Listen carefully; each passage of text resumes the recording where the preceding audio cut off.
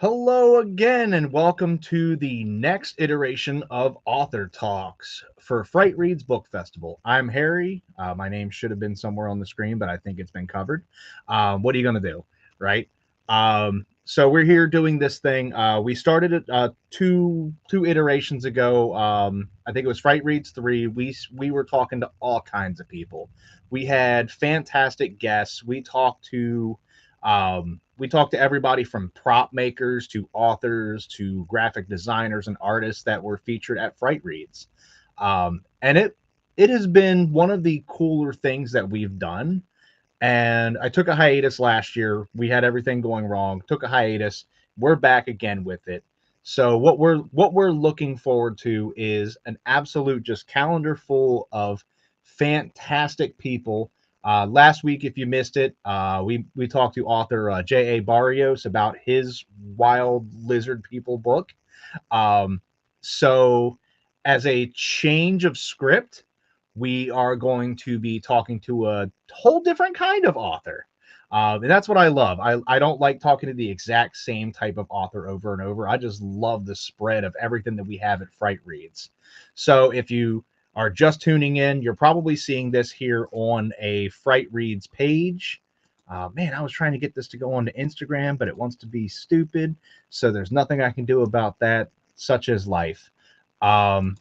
So we're just going to go ahead and skip by that. You can catch this on YouTube, you can catch it on Twitch, and you can catch it on our Facebook page, which is likely where you're all watching. You can leave comments and actually message us while we're discussing. So please, if you have questions, concerns, comments, drop them in. It can be about anything, about the books, about where to find books, what kind of music do you like, what's your favorite kind of dinosaur. We're pretty open for everything. So without further ado, I am going to bring in our special guest for today. We have author Tim Paggi, and here he is. Yay! It worked. Hey, Harry. How you doing, bud? Hey, I'm doing pretty good, thanks. This is Yeah, a good time for a stream. I feel like 8 o'clock. It's post dinner for me, so yeah, same. um, Yeah, I was like, I gotta finish. I gotta finish.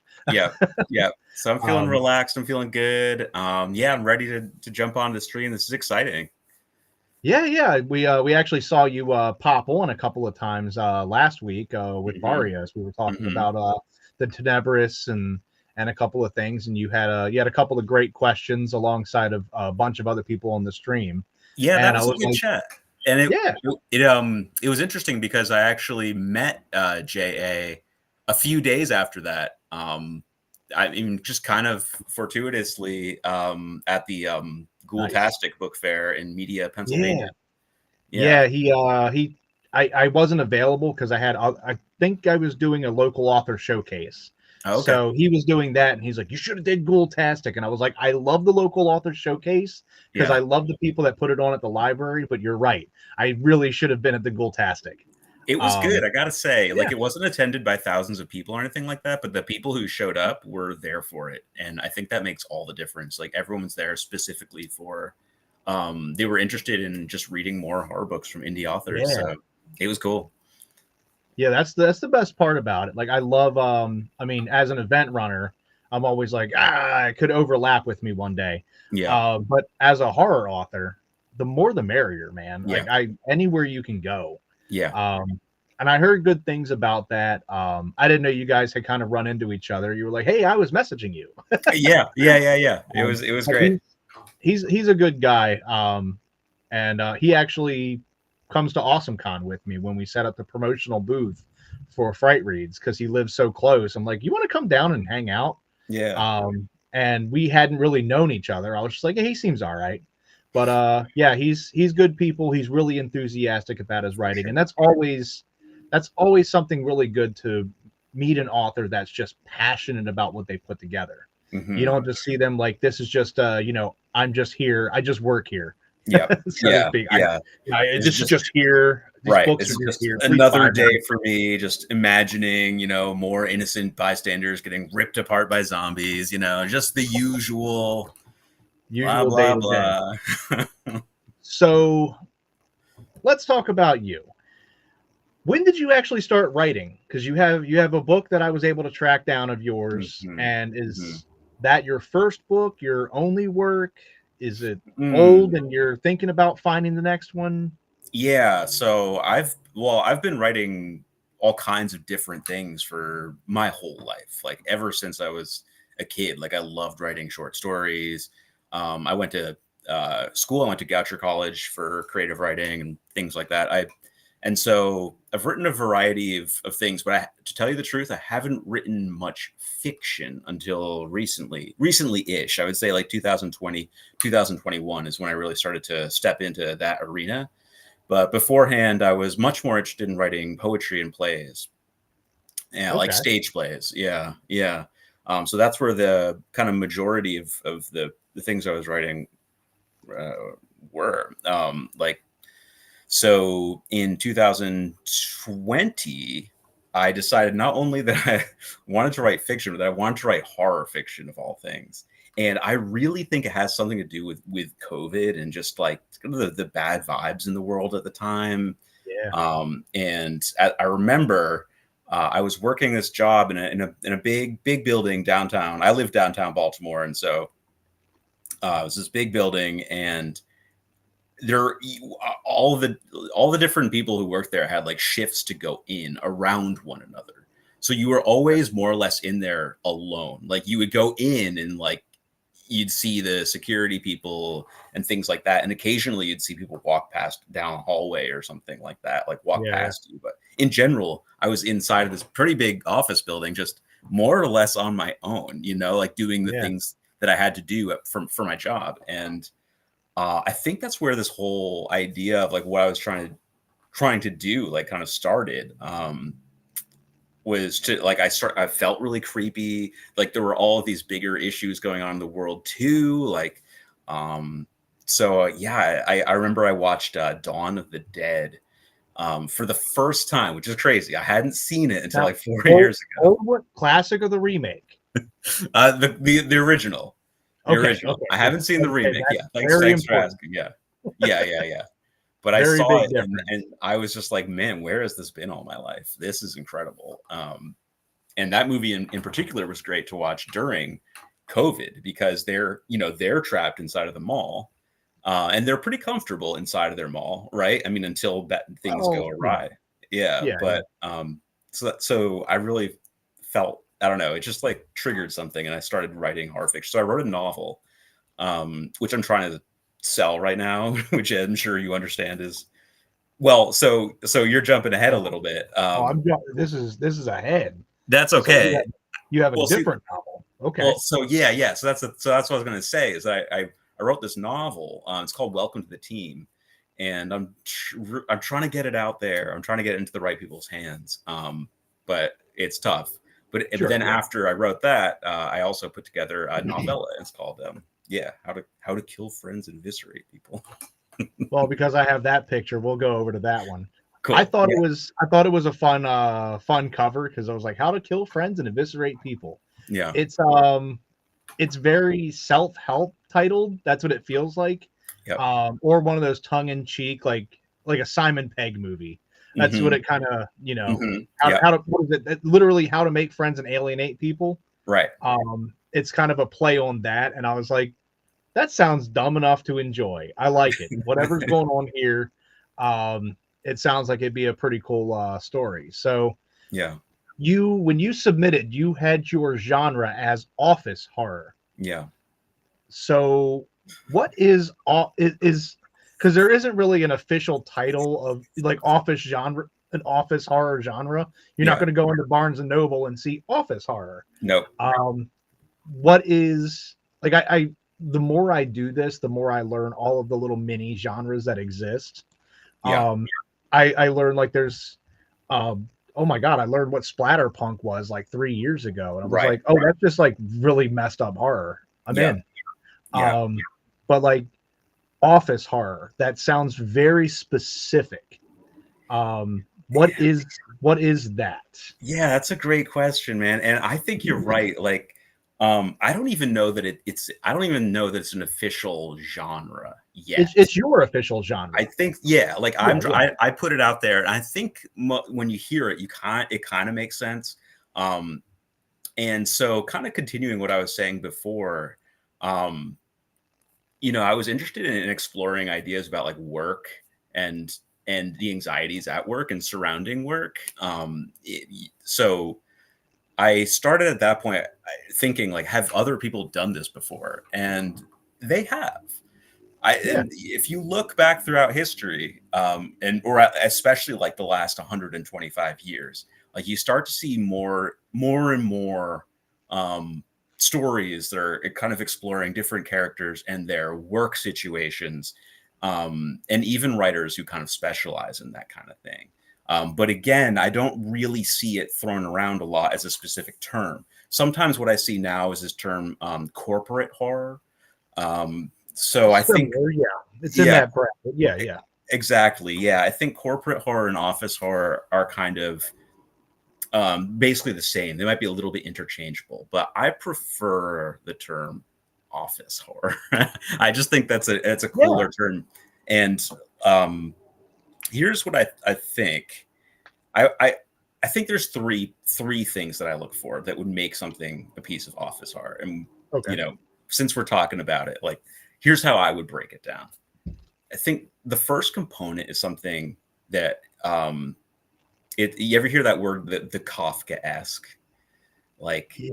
Okay. yeah, like I think so. The first of three things is I think that office horror has like the Kafka-esque, and that's like this word that kind of it means like and by the way, I used to be like a teacher, so this is like Kafka-esque. Like most people on a writing stream will know that, Yeah, but some might not. So just for their benefit, like that refers to the writer Franz Kafka, and yeah.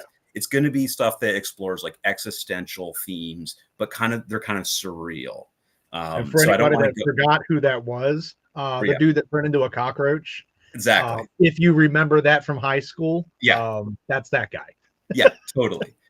That dude. Yeah, the cockroach Yeah, guy. yeah, cockroach Yeah. guy. So I would say office horror includes this like Kafka-esque. So it's always like surreal and it's always about kind of like existential stuff. Now, the second thing I think that it also usually has, right, in addition Mhm. to that, is that it's going to have dark or cynical humor to it. Sure, it has And to. yeah, That's an office in general. exactly. Yeah. So if you Without the think horror, that's just an office. right. Yeah, like Yeah, even like funny, there's a lot of sitcoms that take place in offices, right? And they always have that same kind of cynical, kind of like dark humor.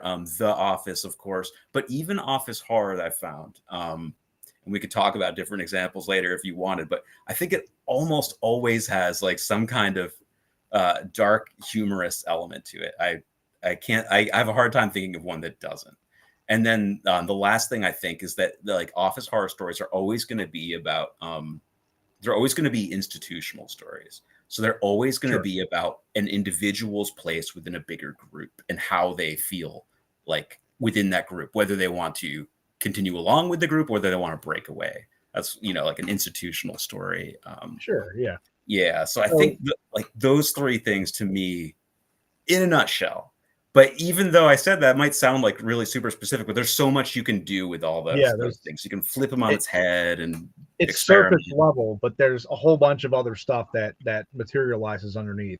But when Totally. you say office horror, the first thing I'm thinking of is like the Belko experiment. Like Oh, what's that's that? to me, that's an office horror because it at surface level, it is in an office and it is a horror. Yeah, But it's definitely in a whole different beast. So how differentiated are you from something that's something like the Belko experiment, or everybody's locked in an office and you got to kill each other and use staplers and paper cutters? that sounds incredible. And honestly, I haven't. Is that a movie or a book? Have you I, not seen? I haven't seen it. Well, everybody, this has been Author Talks. We got a movie to watch. Let's just go. Let's go check it So out right now. It it, sounds amazing. it's not the best, but it does have a great cast for no Yeah. reason. It's got such a great cast. Wow. The premise is it's this big company named Belco, as the Yeah. name would dictate.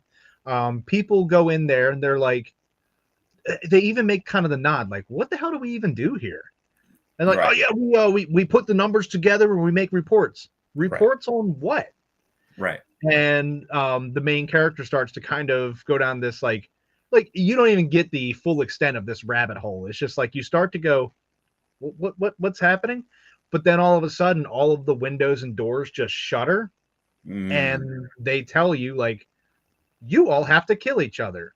No one is living. 100 of you must be dead by, I don't know, 3 o'clock. And everybody's like, we're not going to kill each other. And then they start like up in the ante on certain things. It just gets worse and worse. And obviously, you say 100 of you have to go. People start taking people out. There are people that will just be like, well, I'm getting out of here. And it kind of goes down that like it's kind of silly, but also it's like, oh my God, what would you do?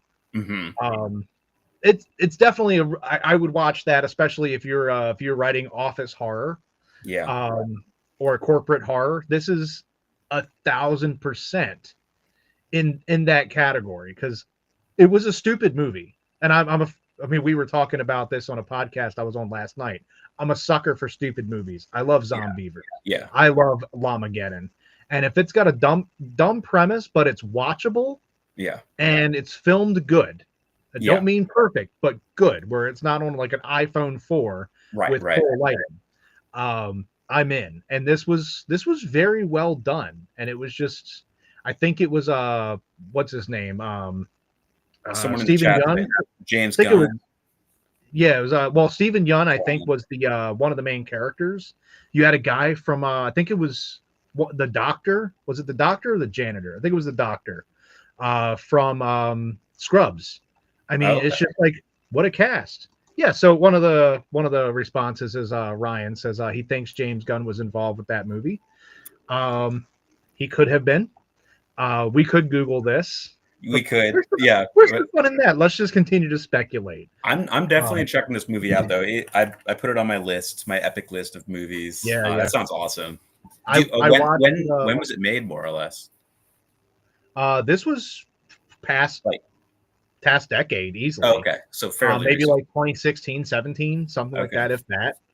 Cool. So recent-ish. It was right at it was after Glenn died on The Walking Dead, so he can actually do other things. Right. So spoiler alert. I mean, that only happened a decade ago, and he died in the comics even longer before that. So sorry. Also, Darth Vader, Luke's dad. So while we're at it, you heard it here first, folks.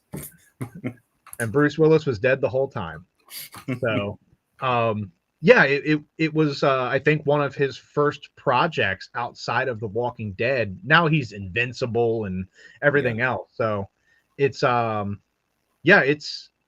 it's dumb. I won't say that this is like a top tier Emmy award winning movie, but it's good. It's good, clean, stupid fun. It sounds cool. It sounds up my alley. Yeah. So I'm surprised I haven't heard about it, but that just goes to show you there's a lot more than you'd think. Yeah. Well, it's that one, and there's another movie out there. It just has a kind of a weak ending. It's not really an office horror, but it is if this is your office. It's called Cooties. Cooties? Yeah. So Cooties, it has Elijah Wood and a bunch of other people in it. I think Jack McBrayer's in it. So it's set in I think it was an elementary school. And the elementary school, they have a bad order of chicken nuggets delivered at lunch, which ultimately have some kind of plague zombie making disease in it, to expedite the plot, because they get into it a little bit in the opening sequence and show you how it happened. Well, one of the kids becomes a zombie, and then eventually they start biting everybody, but it only affects the kids, not the adult. Oh, that's cool. So they can kill the adult, but the adult's not going to get it because it's Cooties. Yeah. It only affects the kids. I love that. And my favorite scene is Rainn Wilson. You got Dwight Schrute with a full-on just Fu Manchu stash. He's the gym teacher that could have gone pro. But, he tweaked his knee, but he could have. He's in the playground while they're all eating each other and mutating and everything. He's on the playground shooting basketball hoops, and he turns around and he goes, "What the fuck?" And then he's like, stop biting that kid. Hey, you stop. And they won't let him go. So he just they yell out the window, like, you got to get out of there. They're infected. Get inside now. My favorite scene is he just starts stiff arming these kids. And he's just running as fast as he can, arm forward, and just clotheslining kids. And I just love that scene. Oh man. And it's just silly. And I that's the stuff I live for. If I shouldn't be laughing at it, those are the best ones. If I shouldn't be laughing at it. Yeah. Yeah. Well, I love that. I love when horror is funny too. Right. Yeah, Like it's when like when dark humor. like combines both of those things, which is really hard to do, right? Like, like Yeah. as a writer, like just being funny or just being scary is hard enough, right? But I love it when stuff manages to combine both of those together. It's so cool. So funny. And I don't agree, I do agree with Ryan. I think I prefaced it with the ending was a little flat.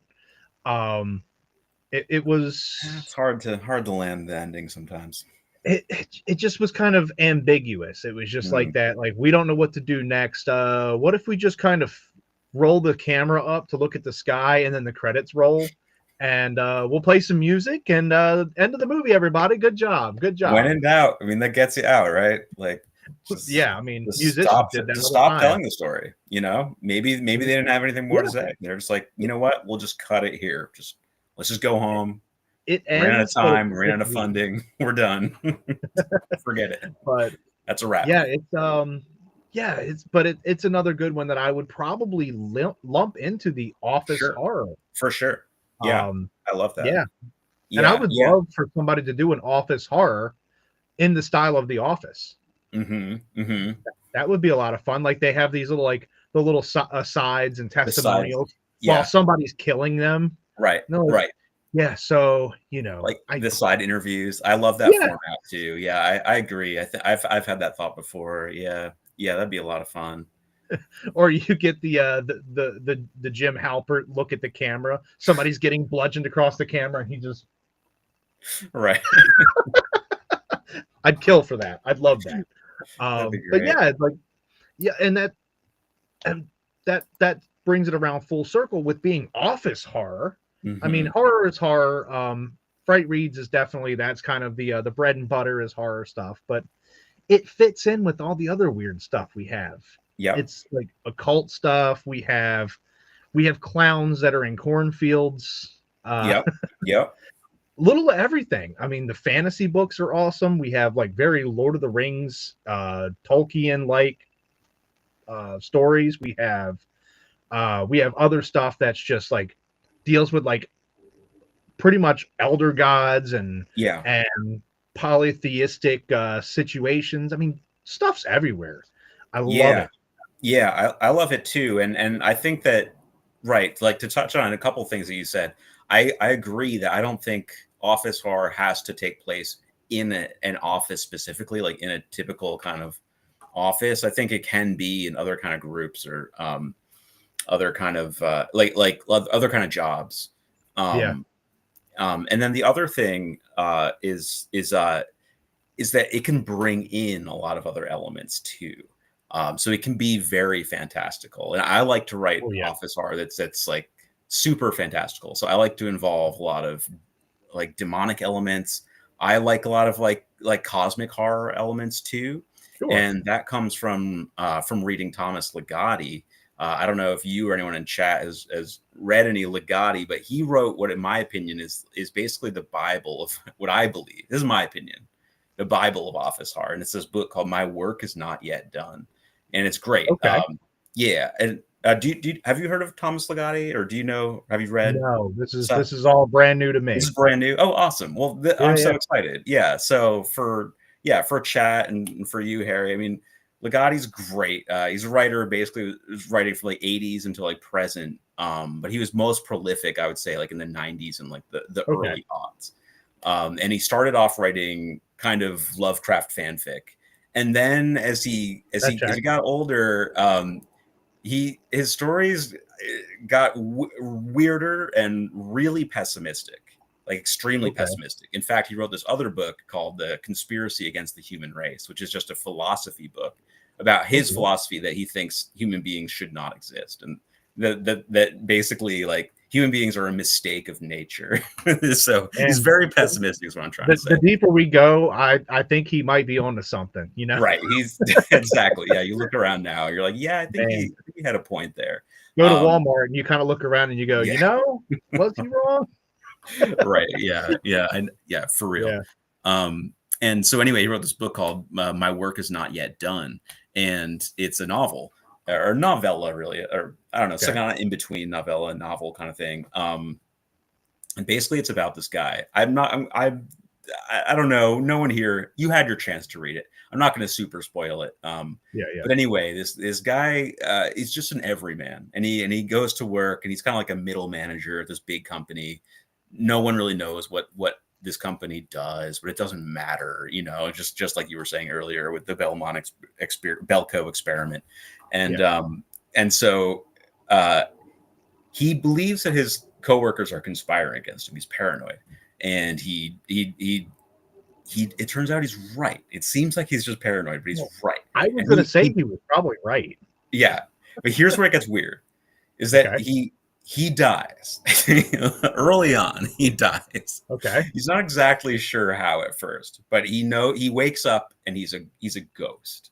And not only that, but he's developed these powers, right? He has these like new powers as a ghost. Like in the same way that Beetlejuice has powers. This guy has like, he can do anything basically that he can possibly even think of.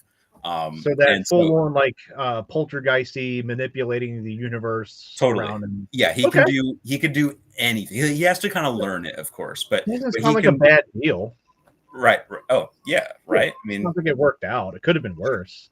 Yeah, exactly. It sounds kind of fun. I mean, the way he describes it. But anyway, he returns to the office as a ghost and kind of figures out like what happened in his when he was alive, and he torments his old coworkers, and that was the inspiration for How to Kill Friends and Eviscerate People, but also just kind of like the overall inspiration for a lot of what I do. Not that I want to write that specific story, but because of the kinds of things that this character is capable of, and the kind of really strange imagery that comes up throughout this book. Like I can't describe the whole thing, but it's incredible. Again, it's got that kind of surreal element, right? It's got that dark humor, and it's got that kind of like institutional story. But it was really weird. So when you said weird, like it brings in like cosmic horror, and it talks about the horrors of the universe and all that kind of stuff. Sure. I mean, that's something that went past me. I off and on read. So if it's in my off time, I would have missed it completely. But it definitely sounds like something that should have popped up. If I would have had the internet in 1998, I would have probably easily found him on Goodreads. Yeah, and I'd have been like, "This is it. This is my jam." Yeah, yeah. There's stuff that's out there that absolutely like above me, behind the camera. I have probably the first book that I call it my first grown-up book. Was the novelization of the video game Doom. That should easily age me right there. The novelization of the video game. Yes, of the video game. Like before was the Rock like the Command and Conquer style like video game where it was like no, this was Doom. Doom. I thought you said Doom. Yeah, Doom. No, like Doom where you couldn't look up, down, left, or right. You just kind of ran through with a shotgun. Oh hell yeah, yeah, that makes sense as a novelization. It's a fantastic book. I think it's for what it is. It's a lot of fun, and I would have to say it inspired my writing interests. Yeah. But one of the things, like you were saying, with eldritch horror and these otherworldly beings, they kept talking about like what the secondary character kept saying something about this is very Lovecraftian. And I said, what's a Lovecraftian? Yeah. And I had to look up, and I was like, H.P. Lovecraft. So that took me down the road of, In the Mouth of Madness, Cthulhu, and Dagon, and so on and so forth. The hits keep coming, but it opened that up to that world of mine. So that would have absolutely been in my wheelhouse, especially like late 90s, early 2000s. Yeah. I would have ate that right up, because that would have been at the peak of me actually getting out to bookstores and, going to this place called Walden Books Right, right. that no longer exists, or Yeah, Borders, sadly. or may they all rest in peace. Yeah, Um, it's funny you mentioned that yeah. because How to Kill Friends and Eviscerate People is set in the 90s. And Okay. yeah, and so there's a reference in the first chapter where for this whole book is like the narrator who's my imaginary co-author named Jenny Johnston. And she's talking as if she's in the 90s, and the book is basically like as if you found a book literally like from the From the 90s. 90s. Yeah, exactly. Yeah. And so she referenced this. She says, "Oh, like you purchased this from Walden Books or Barnes and Noble for a reason." Walden Books, though. What a Good throwback. memories. Yeah. Shout out to Walden Books. Shout out to Walden wow. Books. You know, Pour one out for the homies. yeah. I mean, Barnes and Noble has held on though, like, and they're still fighting out there. Barnes and Noble's still out there. Barnes fixed themselves by embracing the little guy, the indie author, us. It embraced us, and that's where I think they found their second wind. Yeah, because I certainly hope that's true. Yeah, but I guess like the store managers have a little bit more say in what they can stock on the shelves. Yeah. I absolutely love the Annapolis Barnes and Nobles. I'm in there. I've heard good things. I've never been. The store manager, she has this just spread of horror. Now, normally you go into a store and I'm just, insert bookstore X. Yeah. Doesn't matter. Sure. Books a Million, whatever, any of them. And they have maybe two sections of horror, and it's a combination of Darcy Coates, no offense, and Stephen King, which is a given. And then you got a little bit of Joe Hill peppered in, which I just call, Stephen King adjacent. Right. And then you might have a couple of things. You might have a title or two by Ron Malfi if you're lucky. Yeah. You might have a Jeff Strand book. You might have, some of these other people in there. But the alternative is you pop into like, I know other Barnes and Nobles have taken a page out of this book at this point, but they have, I think it's like 12 to 16 feet of straight up just horror stuff, like multiple shelves. Like I think this spans like a whole aisle, and it's a chunk of indie authors. It's just all the people that you were at the event with this past weekend. Barrios and the like, they're all in there. And I think it gave it the second breath that it needed to survive. Now you're not being force-fed the same cookie cutter, not to say garbage, but right. I know who Stephen King is. I'll buy his new book, of course. You don't have this huge market of new stuff. Who are the new people? Who is the next Stephen King? I'm quoted somewhere in a paper, like, I don't want to be the next Stephen King. I want to be the first me. Yeah. But at the same time, like, I'd love that Stephen King money. Who wouldn't? Right. Sure. Yeah. I wouldn't turn it away. But that's so cool, though. Sell out in a heartbeat. Part of the great thing of going to a bookstore, right, is that you're not shopping online, right? Like clearly online shopping has showed all of us who have done it, which is most of us, that you can get whatever you want, at the click, as easy as it is to make a couple clicks on your mouse. But what has been lost in that process is first, like, so many things, like for the magic of going into a bookstore, but then also like looking on a bookshelf yourself, right? Or talking with the staff there. Usually the staff member at a bookstore is who? It's someone who's obsessed with books, and they can answer your questions really well, like they can make great suggestions. It's the same as if you, maybe not for today's era, but back in the 90s and the 2000s, why did you go into Funko Land, GameStop, EB Games? I'm going to drop a whole bunch of names that are also dead. But like, why did you go into there? Or, why did you go into the video store? I'll throw one even further back. Sure. You had somebody at the Blockbuster or Hollywood Video or the local video store that watched the worst terrible B movies. And if you said, I'm into horror, but I don't want to watch like Friday the 13th, and they'll be like, oh, I got the movie for you. That's the same vibe that you get when you have a passionate employee in front of you at a Totally. bookstore. Yeah, and that's true for everything. You miss It's that not, on it's not Amazon. just books You and miss movies, that. but yeah, You miss that shopping on Amazon, because realistically, if you're going to get a book, it's probably from there. yeah. You don't get that. Bezos doesn't show up as a hologram in your living room and start talking to you. That I'm would be grateful for that as well. not yet, not yet. I have But to punch it. but they're not explaining to you what you're about to buy. The best you can do is scroll a bunch of reviews and make an educated guess. The better part that you can do at a bookstore, you can thumb through, like start in the middle. Does this book start on chapter 1 with absolute just a bang, and then by chapter 5 we've given up on writing? Yeah, I've seen books like that where yeah, you're just sure, like, man, you just gave up. You just went through the motions. for sure. But that's some of the stuff you can weed out, and then you can hold it, and there's nothing like what they say, the new book smell. Yeah, yeah, Yeah, absolutely. Yeah, yeah. Support your local bookstore, folks, whether you're yeah, watching now or later. Yeah, because that kind of space, everyone loves it, right? Like there's no yeah, yeah. better feeling. Yeah. So we did get a question.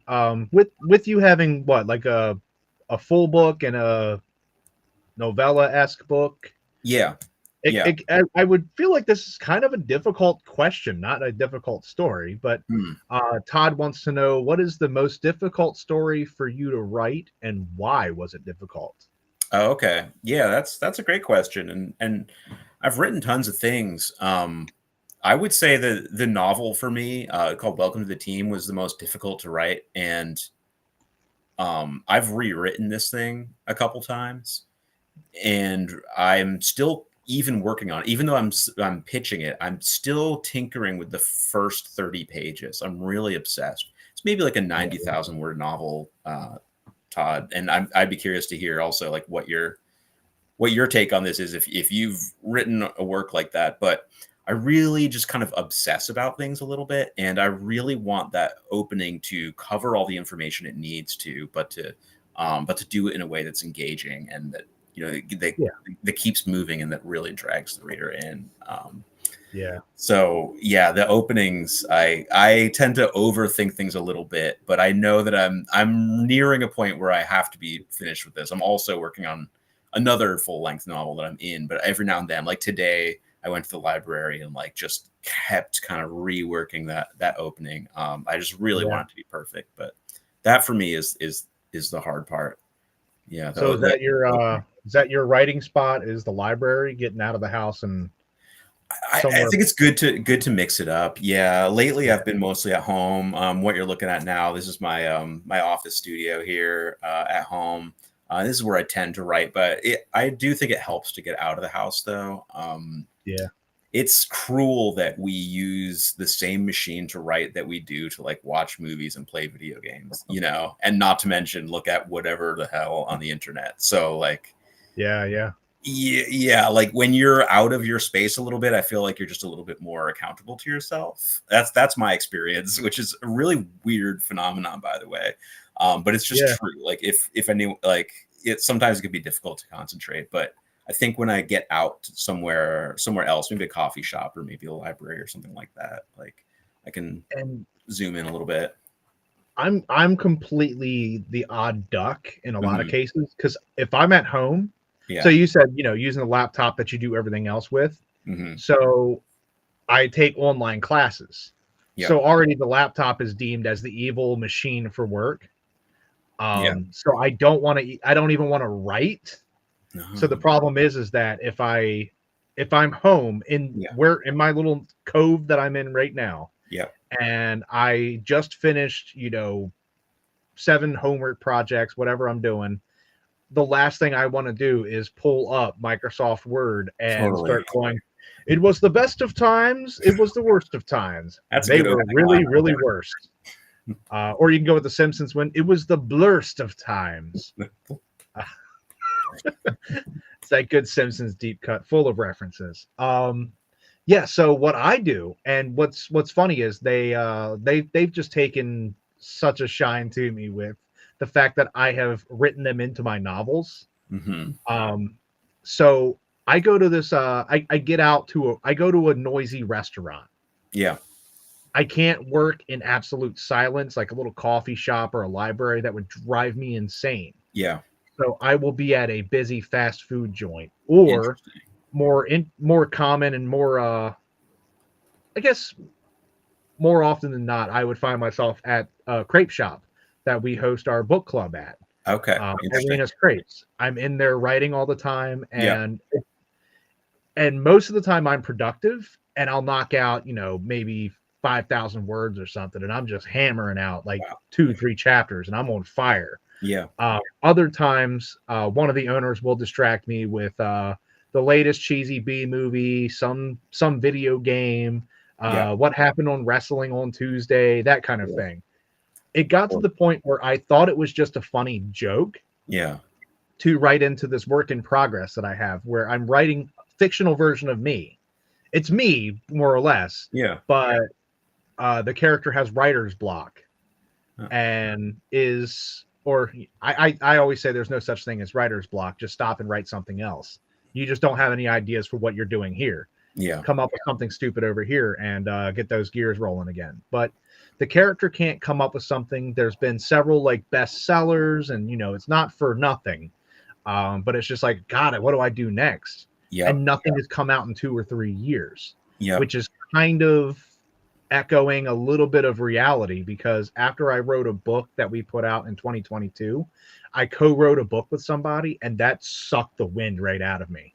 I didn't want to write. I didn't want to come up with anything. I just was like, nope, I hate books. I'm done. Yeah. So it kind of echoes that feeling. But I thought it was funny to go to the crepe shop in the book and be like, yeah, I would love to write, but every time I try to write, Paul's gonna distract me with wrestling or something. And he said when that book comes out, he's cutting that page out and putting it on the wall. That's great. But that's the usual haunts that I hit. I love that. At a convention.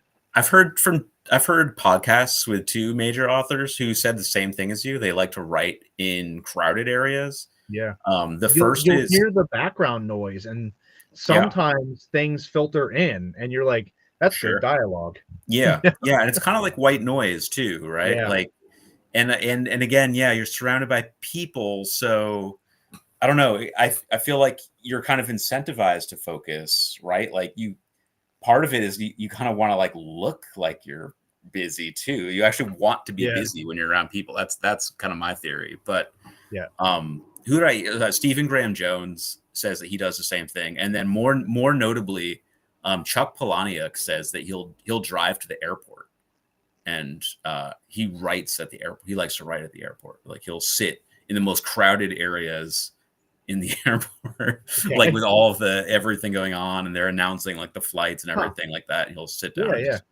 I think that's just everything. Cool.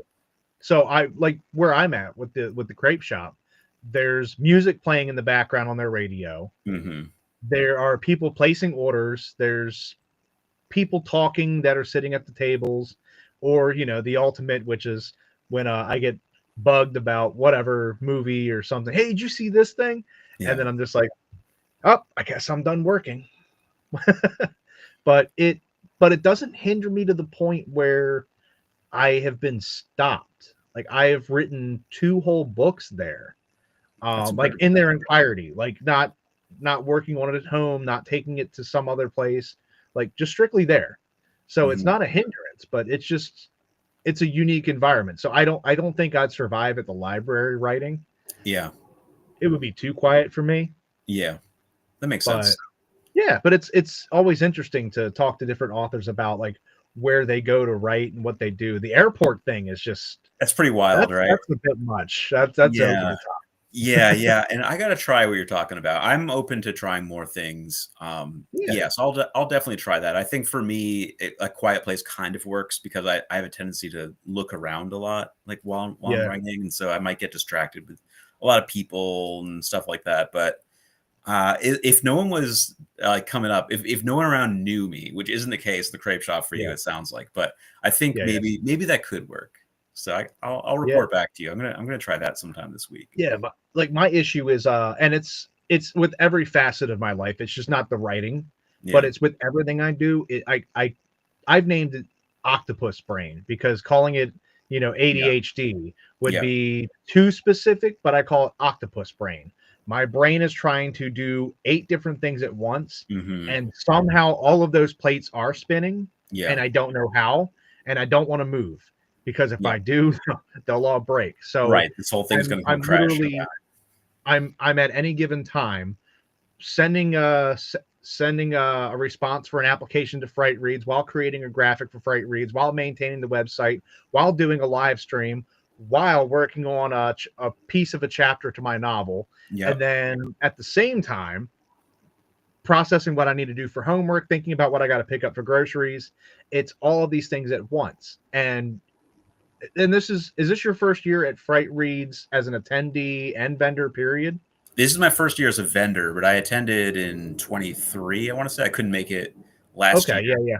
but yeah, I So attended so you had the clerks year, I believe. Yeah. So the you came yeah. to, yeah, the guys from clerks were there. Yep. If you see me at the event, it's the same exact behavior except more physically manifest, because I'm doing Yeah. 10,000 different things and I'm constantly running. Yeah. And they're like, "How do you have this energy?" And I'm like, "I don't know. I feel like if I stop, I'll die." It's like crank. Like Yeah. if I stop, that's it. My heart will fail and I need to keep it going. I mean, I hear that sometimes. Who said Yeah, that? yeah, Henry Rollins said that too. I listened to an interview with Henry Rollins recently, and he said yeah. that, yeah, throughout his like 20s and 30s, like he had to be constantly touring, like otherwise he would lose his mind. Right. And He would- it's so weird because like when you're doing the touring, like for yeah. me, I always say I have 2 gauntlets of the year. I have right now, which is springtime, and then I have fall. Obviously, with a horror author, Yep. if you're not being drug every which way between September to November, what are you doing with your life? Yep. But that's the gauntlet, where you're just like, oh my God, I really wish I could just have 5 seconds to just sleep in. I just want a Saturday to myself. I don't want to have to get in the car at 5, 6 in the morning and slap all my crap on a table. I just don't want to. Yeah. And you think that the entire drive down, you're set up and all you want to do is go to bed. Yeah. And then you get your like 2 or 3 month lull and you feel so unproductive. You feel like the biggest piece of shit on the planet, Yeah. because I really wish I was doing something productive. I need to get out there. Hey, does anybody want me to do a signing? Anybody, please? Yeah. Get me Yeah. out of the house. It's and Totally. that like Rollins's mentality is 1,000% valid. It's just Yeah. that constant need to just keep moving and keep doing. Yeah. Yeah. I think that's normal for Yeah, sure. For sure. Yeah. I feel that too. I definitely feel better when I'm more productive. Um, yeah, that's it, which is weird. I don't necessarily think that's a great state of being, but it yeah, it is true though. yeah. I just got to keep moving. Just keep moving. Yeah. Not even so much. What was that? The Finding Nemo Dory. Like, just keep swimming. It's not even that. Like, Yeah. my analogy is literally Jason Statham in Crank. Like, if I Yeah. stop moving, I will just explode. Yeah. Yeah. I'm Yeah. always having to do something. It's not even just keep powering through. No, it's just like I absolutely have to hook myself up to this car battery or I'm going to die. Um, it's that extreme. But Well, that's great. I mean, people like you yeah, make things happen, you yeah, know? yeah. I mean, it's worked well, we haven't had it happen yet, but we'll see how year 5 works. Yeah.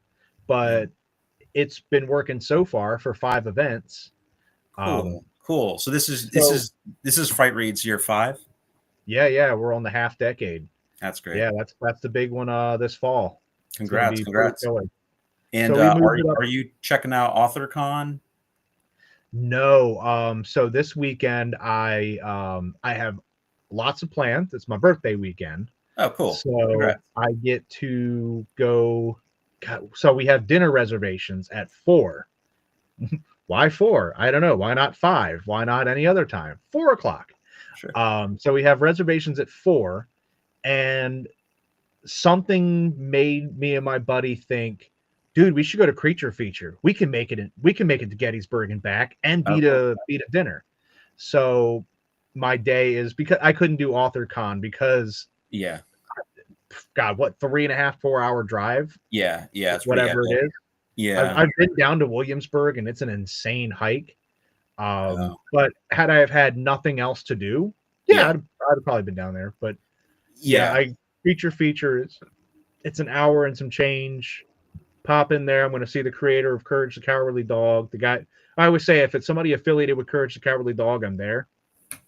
So Cool. pop in there, see them, and then we'll be back in the car by noon, hauling ass back home so we can hit some barbecue. Awesome. That Yeah, sounds so sick. it sounds Yeah. like a good event though. Are you tabling there? I'm not. No, I'm just kind of figuring out this whole thing. So unfortunately, I'm not. And Okay. I was just out of the loop on that. I heard a couple people mention it here and there, but I didn't Yeah. realize it was coming so fast. And so Yeah. no, I'm not. But I was looking at it today. It looks great. So Yeah, AuthorCon, those tables, I always made the joke like as soon as Monster Mania announces tables, they're gone. yeah, AuthorCon doesn't have to announce the tables. yeah, They're already sold out. yeah, Like that's how fast it moves. Like people have like time travel capability yeah, just to be able to buy out the table before everybody else. yeah. It's next That's level. super interesting. But They I have mean, a it's ton of an authors exclusive though. club. Like But it's good authors. It's a good little. I call it the good little club to be in. Yeah, I haven't been to one, but I've heard great things. yeah, I heard Joe Ripple does a fantastic job down there, and I'm glad to hear it because book events aren't as prominent as superhero-y comic cons, yeah, those kind of things. How often do you get to just meet a whole room full of authors? yeah, It's not as prolific as you'd think. yeah. So it's part of the reason why I do what I do, and I've been just trying to expand and grow it more and more because as time has gone on, more authors have sprung up or heard about it and they want their chance. So I try to make sure that I have the facilities and capabilities to accommodate. So we just moved and expanded the building. So what you saw on year 3, Child's Play, cake. That's nothing. That's amateur hour compared to what we have being put together for this go around. Cool. I'm stoked. I'm definitely stoked. And you're doing halfway to Halloween too, right? I'm not. No, I saw No? that online, but yeah, Okay. I think I I'm was just like, out I of the didn't loop know on that. that you were on there or not. I was like, I don't think you are, but Yeah. When is that? that one's going to be the end of next month, the 26th, April. Okay. Cool. It's in a very empty mall. We had a I love whole that. hallway. We did it last year, and just we had the whole hallway and a retail store just full of awesome stuff to see and do. We had tons of authors, crafters, creators, free face painting, the usual fare that we have at the main festival. Yeah. Just crammed into this building, and just the turnout was fantastic. I'm pretty sure that the Chinese restaurant was not ready because they sold out of everything that they could sell. Damn. So do that again, everybody. Go make them have to panic and go get more soda somewhere. Running to the warehouse, like get the sodas. Right. But yeah, we had a great turnout. Cool. But that literally got spawned because everybody said we want more fright reads. So I was That's like, awesome. look, if y'all need more books in your life, I'm about it. Let's do it. I think that's the So, beautiful thing yeah. about the horror reading and writing community. It's kind of different from other writing spaces. I've been around a little bit. I've been like more in like the literary kind of scenes and things like that. And what I love about the horror community in particular is the passion. And this includes myself as well. And I'm sure it's you. Like you're always reading, right? You're always trying to check out new stuff. You're always taking it upon yourself to do research to find more stuff to be into, right? Like, and I love that. I think that there is an appetite for new horror books, for indie horror books. So it's really cool that you're carving out spaces for that, for people to come together and enjoy. So I had a funny conversation Monday. So I had to go to I do online classes, but one of the requirements is I have to actually physically exist once or twice in there. So we have to go in there and we get a actual hands-on lecture, which I jokingly have said it's the PowerPoint that could have been an email. Right. So you mean you have to go into an in-person class? I have to physically sit there for 2 hours, and have somebody read me a PowerPoint, right, and then say, okay, If you have any questions, email me because Right. we'll never see each other again. Right. This is it. Yeah, I happened to mention like the one guy, he was in the Marines. Hmm. So yeah, he's Nice. like, so what do y'all do? Y'all Marines too? No, no, the whole world is not Marines. Right. I get your very That's horse a blinded that's a universe, but wild mindset just to walk around and be like, I assume everyone's a Marine. I assume you're all in the Although military. I do kind of like understand though, because as a writer, like it does seem like everyone else is a writer, but I Yeah, guess yeah, maybe that's just because when you're a writer, you only hang out with writers or you often hang out with writers. But I yeah, guess I yeah, can kind of see it that way. yeah. So, yeah, we ended up getting to talking about it, and I was like, well, yeah, I was in the army, but I'm not now. Too fat and too much of a beard, so too out of shape. So, You yeah, I couldn't said, do yeah, like a tech thing or something like that. well, you still have to be in the military standard shape, Mm, and round is not that standard. yeah, Um, unfortunate. so I'm not like out of shape, but like Yeah, I don't think I'm at my prime that I was when I was in. I I understand. I don't think I could. It would take some time to get there, Yeah, and they don't like taking that time.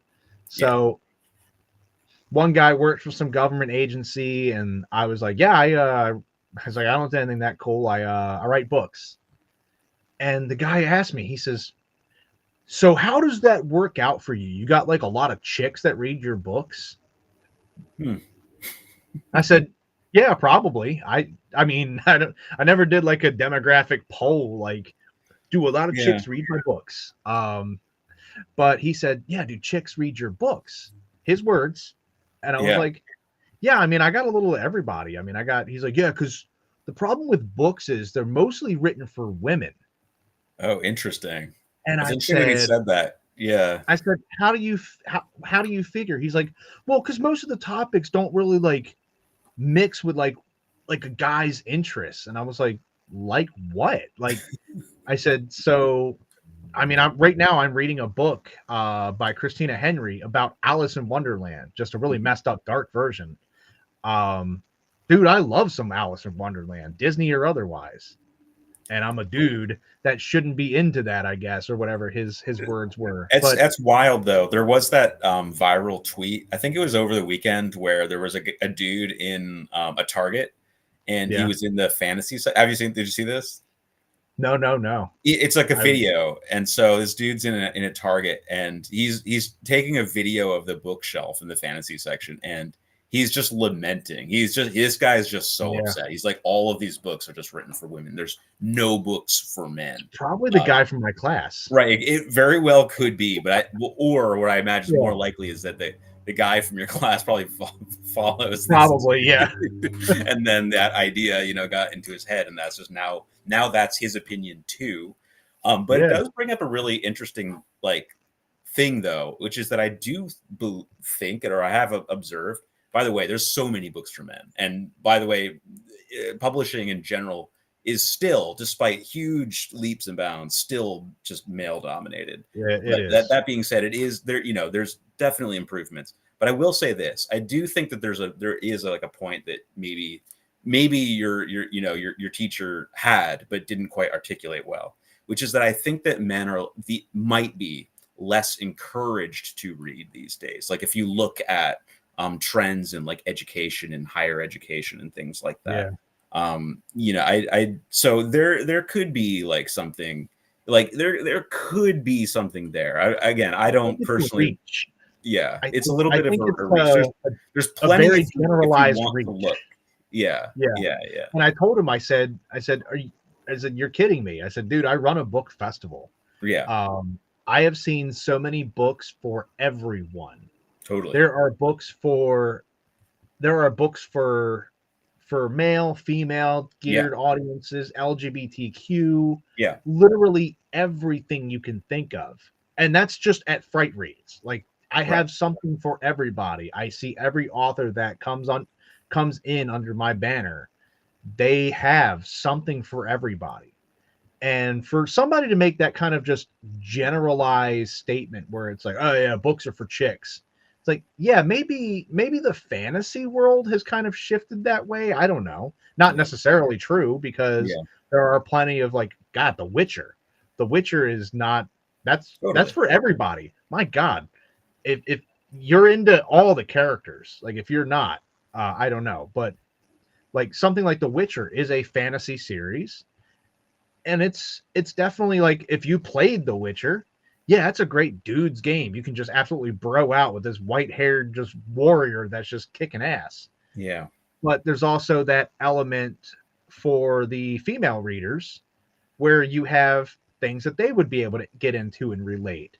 And then Sure. you have, and that's what would make a great book, is that if you write a very normal setting Mm-hmm. and then just add monsters and crap around it, you have an easily relatable story. So to say that something is inherently male or female or other, um, Totally. it's, there are, my God, there's queer books out there that I think are fantastic. Yeah. I'm not their demographic. I'm not going to relate to the characters, Yeah. but I think some of these stories are pretty kick ass. Yeah. And that's one of the Should be power given a of chance. books too. Yeah. Like I Yeah. think a lot of, your teacher or whoever, some other person, might think that, people should only read books that kind of reinforce or feed back into what they're already into, Yeah.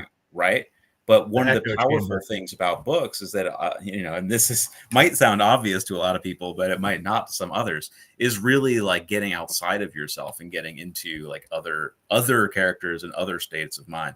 Now, I won't, like, in terms of like reading certain genres or reading like quote unquote like chick lit or like whatever, like, yeah, like I'm not their demographic. I probably won't ever read stuff like that, but for sure I'll check out like so many different kinds of books though, So I've read what I guess I would probably peg this as chick lit. yeah. It's not bad. No, I'm sure Dude, it's I'm great. like, Yeah, absolutely. I'm happy it some of the exists. stuff that's like, some of the stuff that's like thriller-esque. Yeah. What was it? It was there was a book that I read. I can't remember who it was, but I got it for free. And I'll check anything out for free. I'm not here to turn down free stuff, but I got into it and I was like, this is interesting, but where is this headed? And I was kind of invested in it. Like, Is this there was Twilight? Are you describing Twilight to me? no. Just kidding. It was it I think it wasn't that. No. It's It's cool. in my Goodreads, I'm sure. But it was like, was it called The Wife Between Us? That sounds like the right name, and I'm like drawing a blank on it, but like I kind of go everywhere with my reading. Like I have a couple of fairy tales that I get into. Project Dandelion by Heather Carson is I am definitely not the demographic. Yeah. It's definitely for a young adult audience that would be very female centric to identify with. I am not the target demographic. I had a blast with all three books. That's I had awesome. some notes, but Yeah. I was like, your bad guy should not have been like so coddled at the end. You should have killed him. You should have taken him out. So I actually wrote a character with the same name and had him brutally eviscerated because I needed him to die. Yeah, it's called The Wife Between Us by who wrote this? Greer Hendricks and Sarah Pekkanen. Cool. Like it's a mystery thriller, psychological thriller, and like it's very much like a couples drama. There's stuff going on, and the new wife feels a little off because the ex-wife is still kind of in the picture, and she was really done dirty. New wife is much younger. There's all that like cliche, like businessman treats his woman wrong type of stuff, but somebody keeps threatening her and like really doing all these bad things to her, and she thinks it's the ex, and not all is what it seems. Dude, I got to the end and I was like, the only issue was I was like, I wish that they would have seeded a few more pieces in this story, because I feel like we were missing one little piece. But overall, I didn't see the ending coming. Cool. And I'm not the demographic for this book. But I'm over there like I'm audio booking it, and this narrator's reading it, and I'm just like, what did he do? What did he do? What happens next? So Right it's on. to generalize like this book is for dudes, this book is for chicks. Yeah. To quote my little Marine friend, yeah, there's no such thing. Yeah, for Like sure. there's no such thing. Like there are books for dudes that I just can't get into. Oh yeah. Like there's I'm not going to read the Halo novelization. That's totally a dude bro book. If it's not, I'd be shocked. But like, the Halo novelization, Splinter Cell books, all that stuff. That's dude bro stuff. That's 100% dude books. Yeah. But yeah, they're not the I don't ones read that stuff like that either. But again, like I'm happy that exists. Yeah, like dude lit. Yeah. Like it's just... But if you're into like honestly, I only learned that there were James Bond's books long ago, like within the past 10 years. I was like, these are books? And like, yeah, where do you think they got the idea for the movies? And I was like, I just thought somebody was making James Bond movies, like they were making like Rambo or something. Yeah, they were just kind of winging it from movie to movie. But I didn't know that they were all based on novels. But like stuff like that, like I've never felt the need to read James Bond, but I love Bond movies. I don't know. It's like just because it's something that should be targeted towards you doesn't mean you have to read it. And if it's something that feels like it's not, like I haven't read Twilight, but Same. I've read stuff that, like I said, but you've read erotic fan fiction related to Twilight, right? Obviously. I did jokingly take my wife's 50 Shades of Grey book and dramatically read it, and then it ruined the whole book. If you ever want to do that, that's how you do it. You dramatically read it and do their voices like, I don't make love, I fuck. Nice. And she's like, don't, you're ruining the book. And I'm like, that's what it sounds like, come on. But yeah, like stuff like that. Like I'm even looking it up in some of my books. I mean, I got the Scary Stories to Tell in the Dark, the vintage classics. I got a couple of Goosebump books. Like whatever, read what you want, dude. Like it's there. Like touch books. Just grab them and if the synopsis vibes, go for it. Yeah. My favorite thing is go to a book festival. Go to Scares That Care this coming weekend, and go see all these people and go, what is your book about? There is nothing that gets an author more percolated inside than tell me what this book is about. You'll just see their face go, so this one's got a wizard, and the wizard, first off, and you'll just see them like stumble over themselves because they're just so excited to tell you about this thing that they're passionate about. Totally. And if they give you the synopsis and you're not feeling the Wizards that play football on a Tuesday, but then the Dragons come in and they take over and they want to play baseball, if that's not the story for you, then you go, hey man, well thanks. Let me get your business card and keep on walking. Yeah. But that premise could speak to you, and that could be your new favorite book. Totally. One thing I found too is people might not necessarily buy your book, but they've learned about you and they're thinking about it, and there's all kinds of reasons why someone might not buy a book. They might have already bought too many books, and so now they can't buy any, but they will keep you in mind for the future. So my favorite thing to tell people, they come up to my table and I'm like, hey, can I interest you in book X, Y, or Z? Yeah. And they're like, no, I got too many books already. And I said, there's no such thing. Yeah. And I said, one of my old English professors told me this great bit of knowledge. He told me there's no such thing as too many books. Doesn't matter if you've gotten through one of them or 100 of them. Mm-hmm. When you die, you have a room full of books. And the first thing they'll say is, damn, they read a lot of books. Yep. That's what it's all about. And he says, and it's all about the end game. Yeah, it's the long con there. Yeah. Wow. I didn't realize he was such a genius. They're picking up the books. They're like, damn, really? Man, just get really high-end books. Like have Grapes of Wrath, have like some philosophy books. Yeah, just like physics textbooks, Yeah. Like, wow. Quantum physics everywhere. Right. Scrawl notes and stuff on the walls. Now that's next level. Yeah. Get an equation, but have it incomplete. They're like, he was on to something. What was it? Yeah, it's but yeah, there's no such thing as a too too much to be read pile. That's why it's called a to be read pile. For It's sure. going to be read one day, hopefully. Maybe not by you, but Yeah. whoever picks it up at the estate sale will probably read it. For sure. And just having them around is good for you too. I feel like it's like having plants around, you know. It's just nice to have books. You don't have to read all of them. Come on, no, you don't have to read all of them, or you could just eventually get to everything. It, You'll never read everything. Just read the nice books that speak to you, and then keep on moving. Yeah.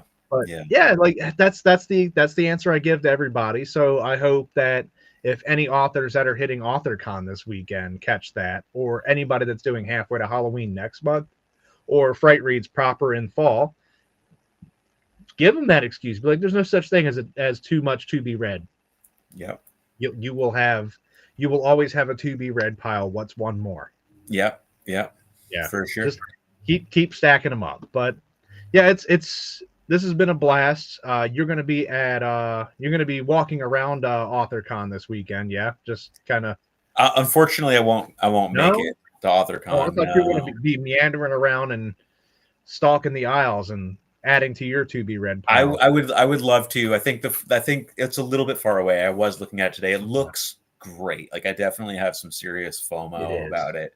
I know people who are going. I know people who are tabling. Like it sounds great. It just wasn't off my radar, but I'm going to try to keep it in mind for next year. So hopefully, my advice is be ahead of the curve. Be ready to click that application button. And get it done quickly, because I think it's minutes. It is in minutes this goes. So you definitely want to be on top of it. But as you know, every year we'll have you back. If you have a blast this coming year, keep on coming back. We'll have you at all. I'm looking forward to it. Thanks. Yeah. It should be good. Hopefully, I'll have some other stuff too. So that's since it's coming up in September. I might have a new novella. Depends. We'll see. It's no promises, but it will be another piece of office horror though. So. Good old office horror. And by then you'll have seen the Belko Experiment. By then I will definitely have seen the Belko Experiment. So yeah, we'll catch up and we'll talk about it. And throw Cooties on the mix too, with the preface that the ending is kind of okay. It was piddles out. But for everybody watching, thank you so much. You can visit. We've been popping the links through here the entire time. Make sure you visit Tim at his link right here. You want to go there. And if you want to come to our fun little book festivals, go here. That's the link to go to both. Halfway to Halloween is April 26th. We're running it at Marley Station Mall. The other event is going to be Frightreads Book Festival number 5. Good old Cinco. We are running out of Howard County Fairgrounds out there in West Friendship, Maryland, also known as just outside of Columbia, because everybody goes, what's West Friendship? Just outside of Columbia. So if you know where Columbia, Maryland is, near there. We're minutes from where the mall is. We're just kind of in the middle of the field, in a nice, extremely large building. Come fill up that building. Make me feel like I made a good decision with the giant building. Let's fill it up. Let's have a lot of fun. You've been seeing them go through here over and over and over again. We have Patty Mullen, who was Frankenhooker. You have Eric Stolhansky, also known as the Rookie Rabbit. From Super Troopers, as well as Club Dread and other Broken Lizard properties.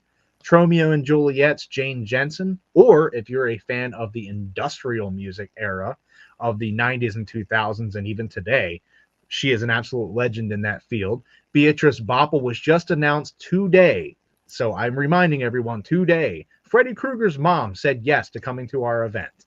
So you can meet Mrs. Krueger. She is an absolute, just the nicest person on the planet. You definitely want to come see her. Not only that, but we have at least 2 or 3 other super special movie style guests on the docket. So we'll have some announcements between now and probably early summer before we kind of finalize and we just start regurgitating the same people. But not that we're not great authors, but we have really awesome guest authors like Adam Caesar, Jeff Strand, Bridget Nelson. We also have the girls that wrote The Science of Stephen King. We're working on another 2 or 3 names to pull in. So it's it's just going to be a well-rounded event. There's no reason not to get tickets. It's going to be an absolute blast. So, Tim, thank you so much. I look forward to running into you at some event between now and then. I'll try to catch you for a second as you run past. Yeah, I'll say if not, I will definitely make it a point to stop by your table and say hi this September at Frightreads at the fairgrounds. Sweet, that sounds good. And thanks for having me on the show. It's been a lot of fun chatting with you, get to know you a little bit better. Yeah. Check me out online, everyone. All right. Well, thanks everybody for tuning in, and we'll see you next.